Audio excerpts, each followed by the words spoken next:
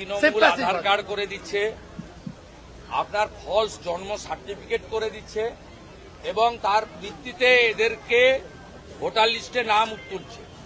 এই যে এক সুরে চিৎকার করছে না বাঁচাও বাঁচাও বলে, অশালীন আক্রমণ করছে বিজেপি নেতাদেরকে, এর কারণটা হচ্ছে এই ভোটার লিস্টের নামগুলো থাকবে না। আর ইলেকশন কমিশনও সম্পূর্ণভাবে বিএলওদের উপর ভরসা না করে 2002 সঙ্গে 2025 লিঙ্ক করতে গিয়ে যে এটা ধরে ফেলেছেন, এবারে যাদের লিঙ্ক হলো না তাদের প্রমাণ করতে হবে যে আমরা ভারতীয়। ভারতীয়দের কোনো সমস্যা হবে না, তারা কিন্তু ড্রাফট ভোটার লিস্টে নাম না থাকলে ফাইনাল ভোটার লিস্টে নাম তুলে ফেলবেন, তাদের কারো না কারো ডকুমেন্ট আছে। কিন্তু বাংলাদেশের মুসলমানরা তারা কিন্তু ডকুমেন্ট দিতে পারবেন না এবং তাদের নাম ভোটার তালিকায় থাকবে না।